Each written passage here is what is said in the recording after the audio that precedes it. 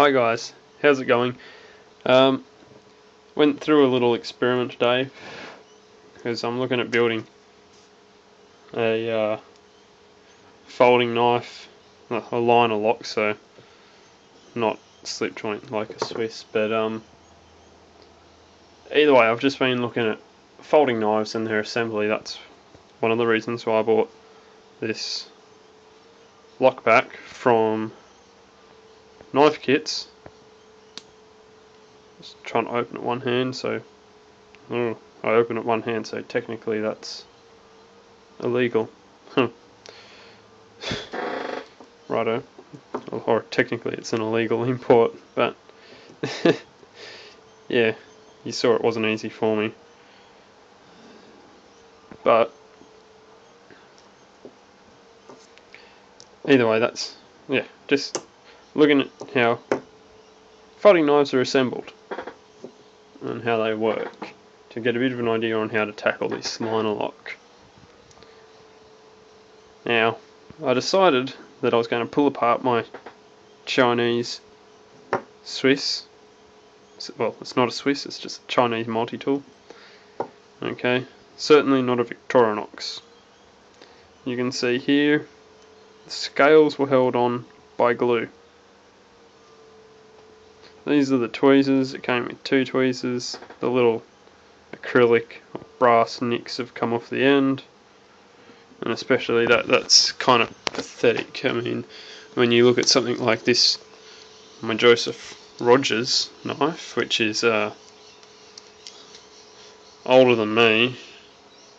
This is my grandfather's. The tweezers on it still have a brass attachment. The sewing needle doesn't, but the brass rivet that was holding it in is still stuck in, so it sheared off. A little hard for you to see that because of the cord. You can see there, it's slightly see the brass there, it sheared off. And that's a fair age, I don't know how old exactly, but it was my grandfather's, so it's the only thing I got of his. But either way, this is the cheap Chinese multi-tool. I just thought I pulled it apart to see how it was assembled, because I didn't want to pull apart my Swiss, or either of my Swiss army knives. So I thought I'd go with the cheap one. And as you can see, it doesn't look too well built. All the ends are peened over. There is really no way of pulling this apart. Although from the outside,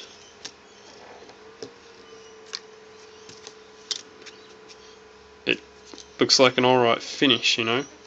But when you look at the guts, you see the corner cutting they're taking.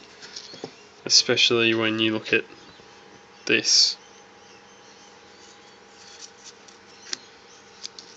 This is a Swiss mechanic. When I bought this, the guy that sold it to me, I bought this in, where did I buy this? I bought this in Galway, Ireland. From a hunting store there, because I needed to pull apart an adapter that I had on my external hard drive. I'd hardwired an adapter on my external hard drive to fit European ports, European PowerPoints, and I needed to pull it apart. So I got this for, I'm pretty sure, okay, here's the box. Mechanic Red, that's what it's called.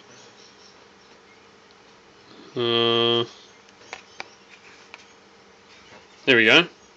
Got it for £29.95.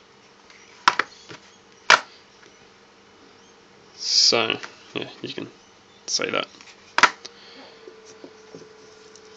So what's that? 50-60 bucks, something like that. But you can really just see the quality.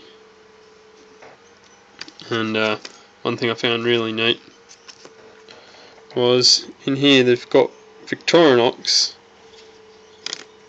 stamped back to front.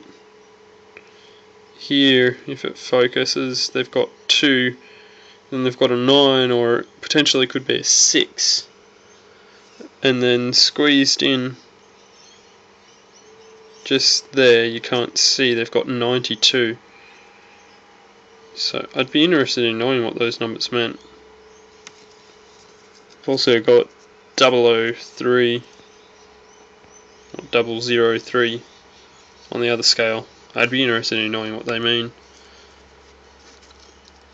But really, getting back to my point, this, yeah, you might get that for $5. This is going to cost you a bit more, but look at the overall fit and finish. That, no lifetime warranty. This, limited lifetime warranty against all manufacturing or material defects. Okay, it doesn't go against user misuse, but come on, that, do I really need to say? Just look at the freaking quality difference. This was held on by friction, that was held on by glue, chunks of glue. This Swiss is older than me. This was my dad's, or still is my dad's. Just I've kind of claimed it. Still works perfectly fine. And in fact, I used it to pull these two apart. I will upload some pictures on how I pulled it apart to my website. I'll have the link in the description of this below. Just because I'm filming this in HD and I can't edit HD on my computer. Well, I can, it just takes like 3 days of 3 days to render. So I'm not going to do that. Okay, not using anything fancy. But yeah, there we go. And one thing I will add, these pins, if other people are wanting to pull apart their own Swiss, you can see right there, look at the pin. Pay attention to its size, because I'm going to flip it over. See, on this side the inner part is wider, it's narrower on this side, wider on this side. So what you would do is you would get a punch that's about the same diameter as that one, and you would tap it through so it eventually pops out this end, and then you would pull it out. So then you could get the tools out. Except for the back two. This pin is pinned over on both ends. So, there we go. I just wanted to show you the guts and quality difference between a Chinese one and a genuine Victorinox. Hope you enjoyed it, and hope you learnt something, because I really hadn't found any pictures of a Swiss pulled apart online before. That's what prompted me to pull mine apart. So, catch you all later, hope you learnt something, and I'll see you all in the next vid.